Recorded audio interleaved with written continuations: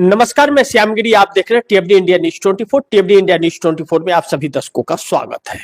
India कहते हैं कि अगर किसी की सच्चाई सामने आ जाए तो लोग शर्मा जाते हैं, लेकिन यहां तो बेशर्मी की सारी हदें पार है, कोई शर्म ही नहीं है।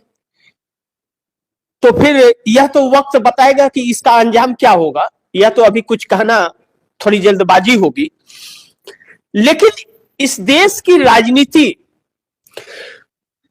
वह इस देश के लिए तो घातक हो ही रही है, और इसमें हर किसी का सहयोग सरकार के साथ है।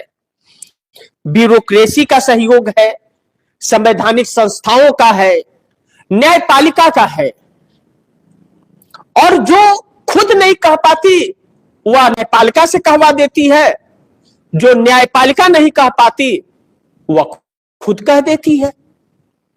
लेकिन मकसद साफ है कि देश को बर्बाद करना, क्योंकि उसकी सोच यहीं से शुरू होती है और यहीं पे खत्म होती है। इसके आगे की सोच इस सरकार की है नहीं। और पहली बार, ऐसा नहीं है कि पहली बार, उद्योगपति पहले भी राजनीति में थोड़ा हस्तक्षेप रखा करते थे, लेकिन इतना हस्तक्षेप नहीं रखते थे कि सरकार वह नियुक्त और तय करते हो। हर उद्योगपति सरकार में इंटरेस्ट रखता था और वह कुछ अपेक्षाएं भी सरकार से करता था और पूर्ति भी होती थी। लेकिन ऐसा नहीं कोई उद्योगपति सरकार बनाए और सरकार गिराए, वह पूरी तरह से सरकार में इन्वॉल्व हो कि सरकार उसी के लिए काम करे बस, और किसी के लिए नहीं। ऐसा कभी नहीं हुआ, लेकिन अब हो रहा है। लेकिन हम महाराष्ट्र बारामती एयरपोर्ट की जरा चर्चा करेंगे, क्योंकि कल जब महाराष्ट्र में प्लेन क्रैश हुआ था उस वक्त नरेंद्र मोदी भाषण दे रहे थे कि हमने 10 सालों में 12 सालों में इतने एयरपोर्ट बना दिए कि आज तक उतने नहीं बन पाए थे। 70 को पता नहीं कितना तक लेकर के चले गए हैं, लेकिन नजर नहीं आ रहा है। और जिस बारामती एयरपोर्ट पर क्रैश हुआ डिप्टी सीएम का विमान, उसका जरा हाल आप दर्शक समझ लीजिए। यह सरकारी आंकड़े हैं। बारामती एयरपोर्ट पूरे से 95 किलोमीटर की दूरी पर है। बारामती एयरपोर्ट दूसरा 90 के दशक में बनाई गई हवाई पट्टी। बारामती एयरपोर्ट लिमिटेड BAL करती है मैनेज। परिसर में 2 केबिन और 1 कमरा है। बारामती एयरपोर्ट पर 450 एकड़ में है फैला, लेकिन परिसर में 2 ही केबिन है और 1 कमरा बस।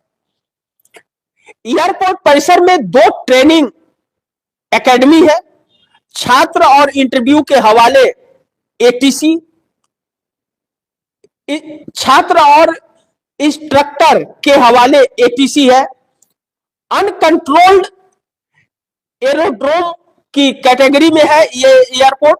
बिना लाइसेंस वाले एयरपोर्ट में से एक है। यानी कि इस एयरपोर्ट का लाइसेंस ही नहीं है पूरी तरह से। और मौसम की जानकारी कोई और देता है, दिया तो ठीक, नहीं दिया तो जो हाल कल हुआ था वह हुआ। मोदी जी का क्या जा रहा है। लेकिन यहीं से प्रधानमंत्री नरेंद्र मोदी के भाषण के बाद और बारामती विमान क्रैश होने के बाद जो डिप्टी सीएम का, यहां से एक बार राजनीति फिर गर्म हो गई। यानी कि उद्यान मंत्री राम मोहन नायडू चंद्रबाबू नायडू के भतीजे हैं। फिर एक बार उन्हें फंसाने का प्रयास किया गया, लेकिन शायद अब चंद्रबाबू नायडू ने सोच लिया है कि इस सरकार के लिए डिफेंस करना नहीं है। सारा पुल खोल दिया कि वह तो हमारे अंडर में ही नहीं है। और जैसा कि मैंने आप दर्शकों को बताया, फिर एक बार आप दर्शक इसे समझ लीजिए कि पूरे बारामती एयरपोर्ट का क्या हाल है। यह पुणे से 95, फिर एक बार आप दर्शक बड़ी ध्यान से समझिए, पुणे से 95 किलोमीटर की दूरी पर है बारामती एयरपोर्ट। 90 के दशक में बनाई गई थी, 1990 में यह बना था। बारामती एयरपोर्ट लिमिटेड बीएएल करती है मैनेज, सरकार के अंडर नहीं आता है। परिसर में 2 केबिन और 1 कमरा है, 450 एकड़ में है फैलाया।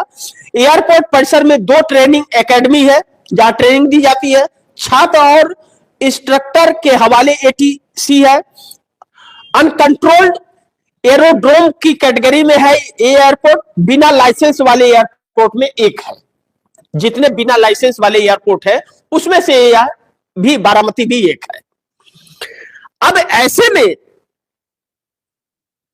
जब यह हाल है तो उद्यान मंत्री इसमें क्या करें, या तो उनके कैटेगरी में नहीं आता। लेकिन मीडिया वालों को वैसे ही भेजा गया राम मोहन नायडू के पास जैसे इंडिगो के वक्त भेज दिया गया था, और चंद्रबाबू नायडू नाराज हो गए। अब ऐसे में चंद्रबाबू नायडू की नाराजगी एक बार फिर और तूल पकड़ने लगी है महामानव से।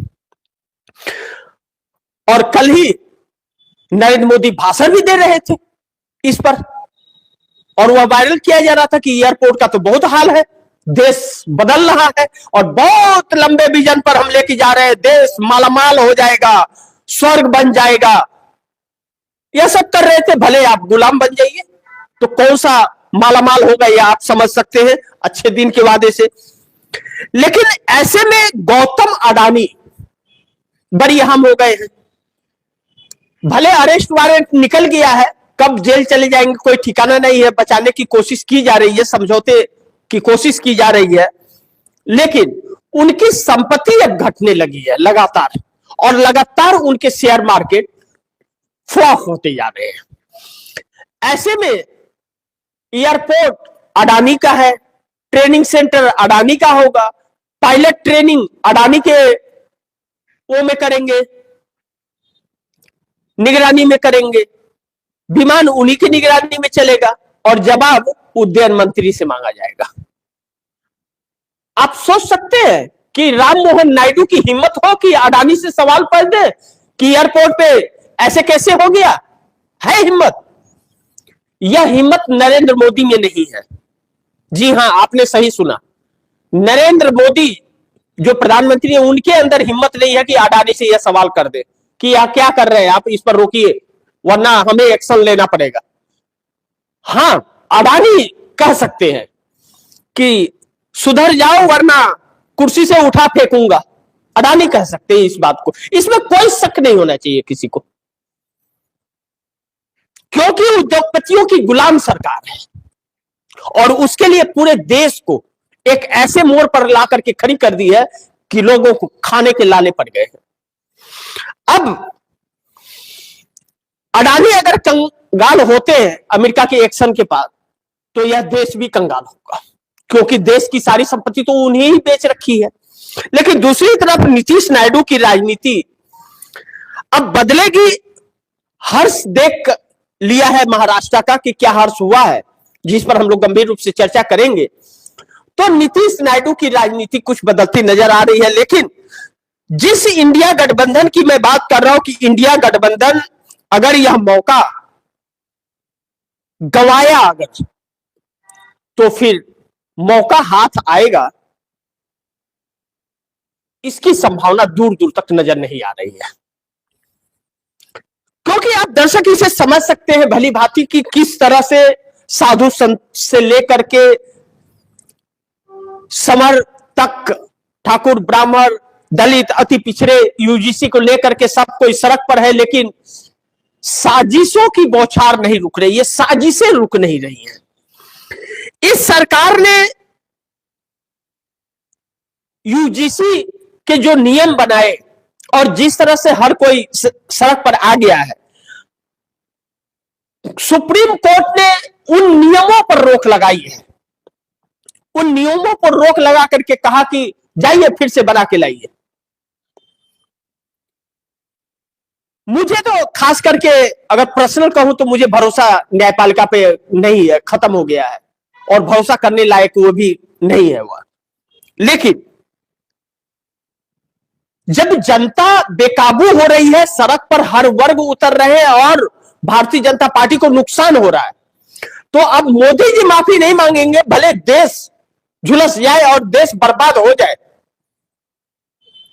किसानों से भी 13 महीने बाद माफी नहीं, कहा कि हमारी तपस्या में कमी आ गई थी। ढोंगी कहीं का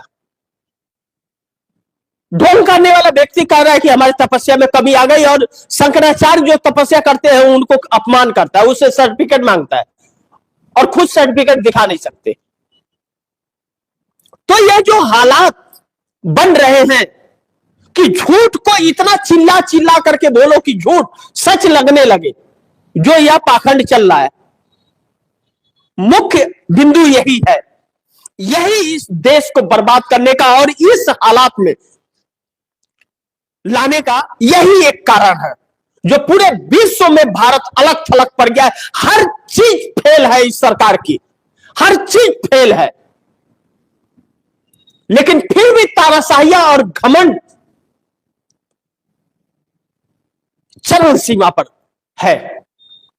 लेकिन समझ यह नहीं आता कि इस सरकार की नीयत में जो खोट है वह क्यों है। इस देश ने क्या इस व्यक्ति का बिगाड़ा? क्या प्रधानमंत्री बना करके इस देश ने गलती की? वो तो की कि एक अच्छी खासी बड़े अर्थशास्त्रियों में एक माने जाने वाले पूर्व प्रधानमंत्री स्वर्गीय डॉक्टर मनमोहन सिंह को हटा करके एक पाखंडी को बैठा दिया। लेकिन अब इंडिया गठबंधन को यह समझ कहीं ना कहीं तब आया है जब बात अपने पर आई है। यही बात कांग्रेस बार बार इंडिया गठबंधन के घटक दलों को बता रही थी कि संभल जाओ, लोकतंत्र नहीं रहा, संविधान नहीं रहा तो तुम्हारा अस्तित्व भी नहीं रहेगा। और उसी को दीमक की तरह भारतीय जनता पार्टी और आरएसएस मिलकर के चाट रहे हैं।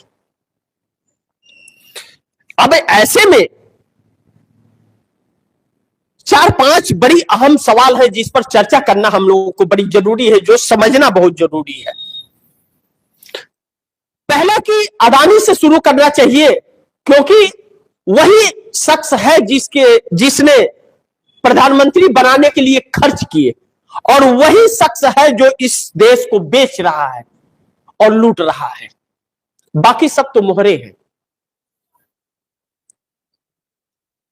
अडानी की आमदनी कम हो गई है और अमेरिका के एक्शन के बाद ऐसे ही अगर चलता रहा तो कंगाली ज्यादा दूर नहीं है, अडानी की भी और इस देश की भी। चूंकि रुपया जब 92 के पार हो गया, शेयर मार्केट क्रैश होते जा रहा है, सोने चांदी आग बबूले होते जा रहे हैं, ऐसे में सत्ता बड़ी जरूरी अडानी के लिए है। और सत्ता हुआ जो उनके लिए, नरेंद्र मोदी आज कुर्सी पे हैं तो अडानी के वजह से है, अडानी ने खर्च करके बैठाया है, तो अडानी के लिए ही इन्हें करना है। लेकिन जब कांग्रेस कहती है कि मोडानी, यानी कि मोदी ही अडानी, अडानी ही मोदी, तो यह कौन है? क्या वाकई मोदी ही अडानी है? अडानी एक मुखौटा है, बस खुद की लड़ाई है, या अडानी ही मोदी, मोदी अडानी या अडानी मोदी? लेकिन तोते की जान पिंजरे में है। जो कहा जाता है मोदी के प्राण अडानी में है और अडानी के प्राण मोदी में है। एक को हुआ तो दूसरा गायब हो जाएगा। एक दूसरे के बगैर कोई कुछ नहीं। कहते ना, एक जिस्म दो जा, वही है। एक को कस दो, दूसरा की नौटंकी खत्म हो जाएगी। तो अब शेयर मार्केट जो शुक्रवार को 1,40,000 करोड़ रुपए नुकसान हुआ था अडानी को, वह थम नहीं रहा है, लगातार गिर रहा है और अमेरिका का शिकंजा भी लगातार कस रहा है। ऐसे में मोदी मुश्किल में तो है और अब अडानी इंडिया से कहीं भी अगर बाहर जाते हैं तो वह गिरफ्तार कर लिए जाएंगे, एयरपोर्ट से ही गिरफ्तार होकर के सीधा अमेरिका पहुंच जाएंगे। अब भारत में ही रहना है और बाहर से आय खत्म हो रही है और जो भी ऑस्ट्रेलिया और बाकी जगहों में इनकी कंपनियां हैं उस पर भी अब पाबंदियां लगाने का कार्य शुरू होने जा रहा है। तो ऐसे में मोदी थोड़े परेशान तो होंगे, लेकिन उसका प्रभाव क्या पड़ेगा यह वक्त बताएगा। लेकिन दूसरी तरफ बड़ी महत्वपूर्ण है कि जिस अडानी के लिए यह सब कुछ किया जाता है वह अडानी मात्र 36,000 से 40,000 लोगों को ही वह नौकरी देता है। वह व्यक्ति, वह भी, उसमें भी बहुत सारी नौकरियां चली गई लोगों की और उसके लिए पूरे देश कुर्बान है, सरकार कुर्बान है। और मुकेश अंबानी 3,60,000 से लेकर के 4 लाख नौकरियां इस देश में देता है। लेकिन इस वक्त अडानी की सरकार है और जिस जमीन पर या जिस जगह पर अडानी ने उंगली रख दी वह उसकी हो गई। चाहे नियम बदल दो या कुछ भी कर दो, इमरजेंसी लगा दो, कुछ भी कर दो, लेकिन वह होना है, चाहे कोई कितना भी चिल्लाए। लेकिन अब यहीं से शुरुआत होती है। नंबर 2, नीतीश नायडू की राजनीति अब बदलेगी और अगर नहीं बदली तो क्या हर्ष देख लिया महाराष्ट्र का? महाराष्ट्र का जो हर्ष हुआ है, नीतीश नायडू यह देख करके महाराष्ट्र की तस्वीर, अब यह लोग दोनों अपनी राजनीति बदलेंगे। इस पर जरा चर्चा बड़ी गौर से इसे समझिएगा और सुनने की कोशिश कीजिएगा। ना समझ आए तो लाइव समाप्त होने के बाद रिमाइंड करके इसे बड़े ध्यान से समझ लीजिएगा। अब महाराष्ट्र के अंदर जिस तरह से डिप्टी सीएम का विमान क्रैश किया और जिस हवाई अड्डे के पास किया, जिस हवाई अड्डे से उन्हें सारे बातचीत होनी चाहिए थी, संपर्क टूटना नहीं चाहिए था, उस एयरपोर्ट का हाल यह है, जैसा मैंने शुरू में बताया, फिर एक बार आप दर्शकों को बताऊंगा कि बारामती एयरपोर्ट पुणे से 95 किलोमीटर की दूरी पर है। बारामती एयरपोर्ट 1990 के दशक में बनाई गई थी हवाई पट्टी। बारामती एयरपोर्ट लिमिटेड बीएल करती है मैनेज। परिसर में 2 कैबिनेट और 1 कमरा। बड़ी ध्यान से समझिए, फिर मैं जो 3 नंबर पॉइंट्स इसका पढ़ रहा हूं उसे बड़ी ध्यान से समझिए कि बारामती एयरपोर्ट लिमिटेड बीएल करती है मैनेज, सरकार नहीं करती है। परिसर में 2 कैबिन और 1 कमरा है। 450 एकड़ में है यह फैला एयरपोर्ट। एयरपोर्ट परिसर में 2 ट्रेनिंग एकेडमी है जहां ट्रेनिंग दिया जाता है क्रू मेंबर को। छात्र और इंस्ट्रक्टर के हवाले एटीसी है। अनकंट्रोल एरोड्रोम की कैटेगरी में है ये एयरपोर्ट, कि यह कंट्रोल में नहीं आता है, मतलब यहां पर सुरक्षित नहीं है, उस कैटेगरी में यह आता है। बिना लाइसेंस वाले एयरपोर्ट में एक है। इसका लाइसेंस है ही नहीं, जैसे आरएसएस का कोई लाइसेंस नहीं है। नरेंद्र मोदी क्या कहते हैं? कहते हैं कि बहुत बड़ा एनजीओ, देश के लिए काम करने वाला, मतलब समझ रहे हैं ना, वाकई देश को लूटने वाला एनजीओ, बिना लाइसेंस का, पेन कार्ड भी नहीं है, लेकिन लाखों करोड़ की प्रॉपर्टी और लाखों करोड़ रुपए आरएसएस के पास है। आप जाइए बैंक में, देखिए कि खाता खुल जाएगा क्या आपका बिना डॉक्यूमेंट का। लेकिन जब सैया कोतवाल भयो तो डर काहे को?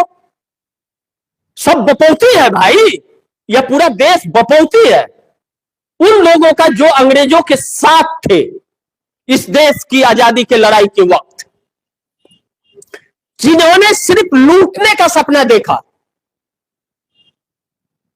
तो उन्हें डर काहे का जब सैया कोतवाल है। लेकिन अच्छे अच्छे तानाशाह आए और चले गए। वक्त बहुत बलवान होता है, यह लोग कहते हैं। तो उस एयरपोर्ट का यह हाल है। तो जैसा मैंने कहा कि नीतीश नायडू की राजनीति अब बदलेगी, तो यहां पर जरा नायडू की चर्चा कर लेते हैं। चंद्रबाबू नायडू खासे नाराज हुए थे जब इंडिगो एयरलाइंस का मामला आया था और उनके भतीजे राम मोहन नायडू को, जो उद्यान मंत्री है, उनको फंसाने का प्रयास किया गया था। इस महाराष्ट्र के डिप्टी सीएम के विमान क्रैश पर भी उन्हें फंसाने की एक साजिश रची गई और गोदी मीडिया को उनके पास भेजा गया। अब भाई, जब वह एयरपोर्ट जो है बिना लाइसेंस वाले एयरपोर्ट की कैटेगरी में आता है और एयरपोर्ट अथॉरिटी अडानी को बेची गई है, वह प्राइवेट चार्टर्ड प्लेन था, प्राइवेट कंपनी का था, लेकिन एयरपोर्ट अथॉरिटी से जुड़ा हुआ था। तो जब वहां पर उस एयरपोर्ट की मान्यता ही नहीं है और वह वैसे डिफॉल्टर में आया कि उसके किसी भी चीज पर भरोसा नहीं कर सकते, तो वहां क्यों लैंडिंग कराए? किसने भेजा? किसने इजाजत दी? कैसे रडार टूटा? कैसे संपर्क टूटा? कैसे एक बार नीचे आकर के फिर ऊपर गया, लैंड नहीं कर पाया, फिर ऊपर से फिर उसको संपर्क नहीं मिला? किसने मौसम का हाल बताया? जब रनवे नहीं दिख रहा था तो क्यों उतारने की कोशिश की गई? फिर उसके बाद जिस तरीके से विमान क्रैश हुआ, वह भी सवालों के घेरे में है। और वहां के मौजूद लोगों की जो गवाही है, जो आंखों से, नजरों से देखा कि विमान क्रैश होने के बाद भी 3 धमाके उसके अंदर हुए, नहीं तो डिप्टी सीएम को बचाया जा सकता था, वह कैसे हुए? इसकी अभी तक सरकार ने किसी भी जांच के आदेश नहीं दिए, बल्कि नरेंद्र मोदी एयरपोर्ट की वाहवाहियां कर रहे थे और राम मोहन नायडू को फिर फंसाने की कोशिश। ऐसे में चंद्रबाबू नायडू के गुस्सा और भी इस सरकार से बढ़ते जा रहे हैं। अब इस हाल में यह सरकार जब आकर के खड़ी हो गई है, तो इस सरकार को चंद्रबाबू नायडू का दिया हुआ 1 फरवरी का अल्टीमेटम भी नजदीक आ गया है और पार्लियामेंट आज 1 फरवरी तक के लिए स्थगित भी कर दिया गया। अब कल खबर यह चली थी कि नरेंद्र मोदी, अमित शाह बारामती जाएंगे डिप्टी सीएम के अंतिम यात्रा में, लेकिन मोदी जी तो भाषण दे रहे थे, भाषण से ही फुर्सत नहीं है। लेकिन वह भाषण बहुत शर्मसार था, जो इस देश के घाव पर नमक छिड़कता है। कहते हैं ना, किसी को घाव हुआ हो उस पर थोड़ा नमक डाल दो, मिर्ची डाल दो, तो देखो कैसा भभाता है। लेकिन उसी पर थोड़ा सा नींबू निचोड़ कर और थोड़ा मल दो, फिर देखो कि उसका क्या हाल होता है। आने वाले वक्त में इस सरकार का भी वही हाल होगा। इस देश की जनता ही इसके साथ ऐसा करेगी अगर यही रवैया रहा तो। क्योंकि इस सरकार ने जिस तरह से हर वर्ग को ठगा, मैं शुरू में भी कहता था कि आज यह मुस्लिम वर्ग का सहारा ले रही है, मुस्लिम को गलत बता करके, और हिंदू मुस्लिम को लड़ा रही है। कल यह क्रिश्चियन के साथ यही करेगी, अंधभक्ति में हिंदुत्व का चोला पहन करके, और उसके बाद जब सबको निपट देगी तब आएगा अंधभक्तों का नंबर। तो आ गया ना यूजीसी, और खुद साधु बनते बनते ऐसे साधु बने कि शंकराचार्य से डिग्री मांग बैठे, जबकि खुद की डिग्री का अता पता नहीं है। अब ऐसे में चंद्रबाबू नायडू को एक बार फिर कटघरे में डालने की जब कोशिश की गई तो चंद्रबाबू नायडू की नाराजगी बढ़ गई। अब दूसरी तरफ नीतीश कुमार, जो हाल तोरा सो हाल मोरा, रामा ओ रामा, कहते हैं ना, जो गति तोरा सो गति मोरा, रामा ओ रामा। यूपी बिहार वाले साइड में, मध्य प्रदेश साइड में थोड़ा ज्यादा कहते हैं।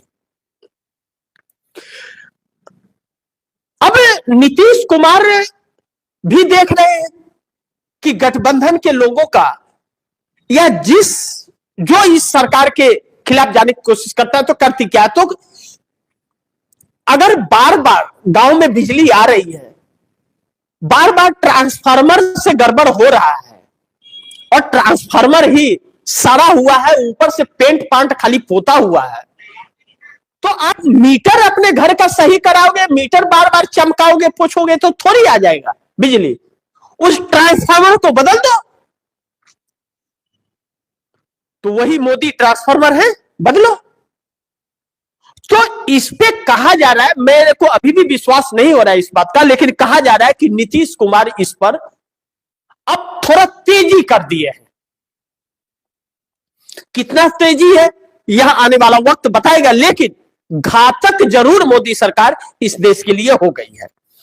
अब 2 साल तो तकरीबन बीती गए सरकार के, 3 साल और बचे हैं, और 28 से ही चुनाव के माहौल में देश चला जाएगा। 29 में चुनाव होना होगा तो, लेकिन क्या उस वक्त तक यह क्षेत्रीय दलें बचेंगी या छोड़ेगी? मोदी साहब की यह क्रम जो है यह छोड़ेगा? ब्यूरोक्रेसी जिस तरह से काम कर रही है, न्यायपालिका जिस तरह से काम कर रहा है, चुनाव आयोग जिस तरह से बिका हुआ है, क्या उस लायक इस देश के क्षेत्रीय दलों को छोड़ेगा? जिसका काम इस देश के एक एक नागरिक को 18 साल की उम्र से वोटिंग लिस्ट में जोड़ना था, वह करोड़ों नाम काट रहा है और सरकार तमाशा देख रही है, क्योंकि यह सरकार ही करवा रही है। सिर्फ मुखौटा चुनाव आयोग का है। जैसा मैंने कहा कि राहुल गांधी कहते हैं मोडानी, यानी कि अडानी ही मोदी और मोदी ही अडानी, वैसे ही चुनाव आयोग और सरकार के रिश्ते बड़ी मधुर है। और अब तो हमारे सीजीआई साहब भी बड़ी मधुर हो गए हैं, बड़ी दूरदृष्टि रखते हैं और सरकार के साथ बैडमिंटन खेलते हैं और सरकार के लोगों से मिलना जुलना बड़ी अच्छी तरह से होता है उनका। पहले यह तस्वीरें नहीं आती थी, क्योंकि पहले हर कोई अपना तंत्र देखता था, क्योंकि लोकतंत्र था। और आज राजतंत्र है, तो हर किसी को नतमस्तक होना पड़ता है। किसके पास? पाखंडी राजा के पास। तो पाखंडों का देश बना दिया। लेकिन वही अंधभक्त जिसका सहारा लेकर के मस्जिद के अंदर मंदिर ढूंढ रहे थे, वही अंधभक्तों की अंधभक्ति जब टूटी है तो उनके पैरों के नीचे जमीन खसकी हुई है। अब क्या सवर, क्या ठाकुर, क्या ब्राह्मण, क्या दलित, क्या अति पिछड़ा, एससी एसटी, आदिवासी, हिंदू मुस्लिम, सब सड़क पर। शंकराचार्य तक सड़क पर जब आ गए तो सोचिए कि बचा ही क्या है।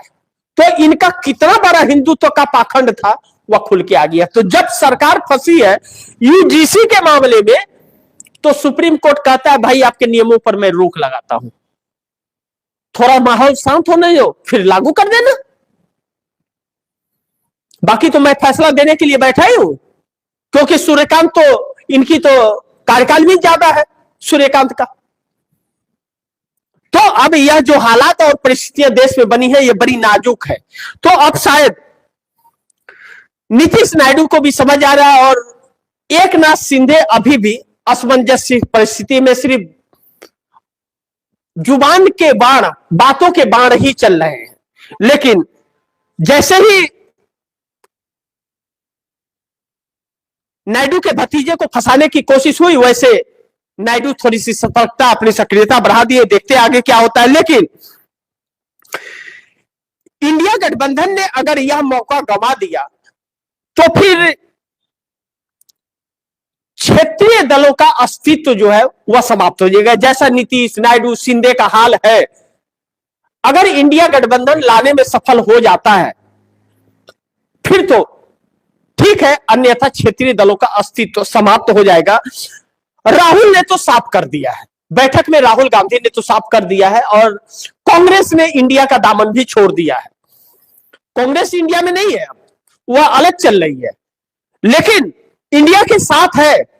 अगर इंडिया गठबंधन 172 सांसद एकत्रित कर लेता है, सब मिल जाते हैं, एकजुट हो जाते हैं, तो कांग्रेस बिना किसी शर्त समर्थन देने के लिए 100 सांसदों का तैयार है।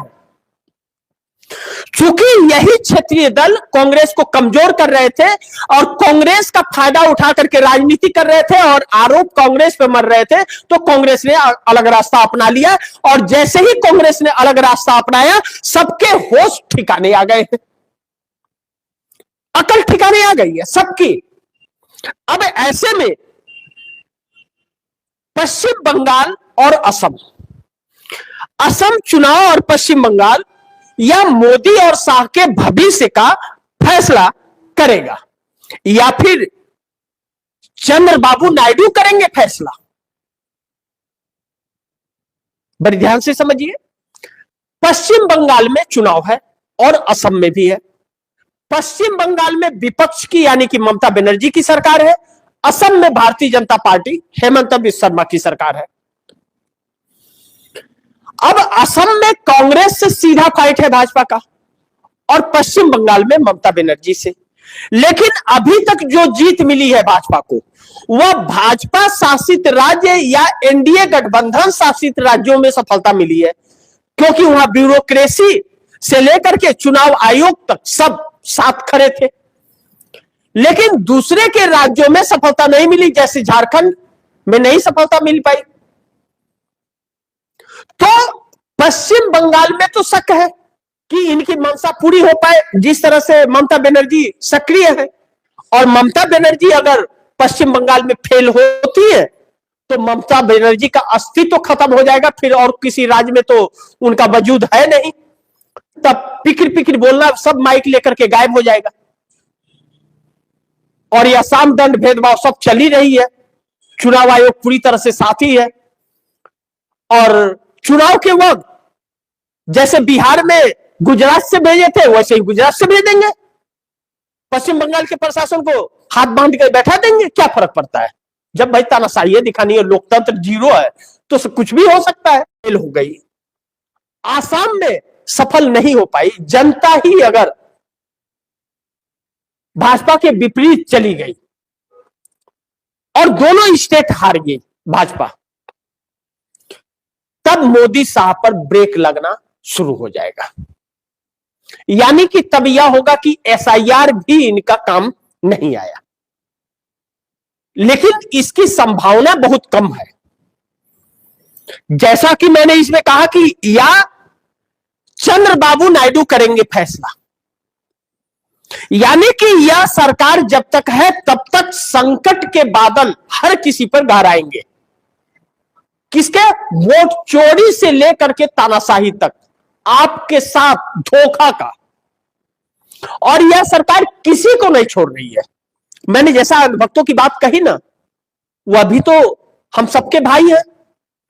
हां, इनके पाखंड में वह आ गए थे, उन्हें अब समझ आया, यूजीसी जब आया। तो यह सारी चीजें जो चल रही है, यह इस देश को जिस दिशा में लेकर के जा रही हैं, हम तकरीबन 50 साल पीछे जा चुके हैं।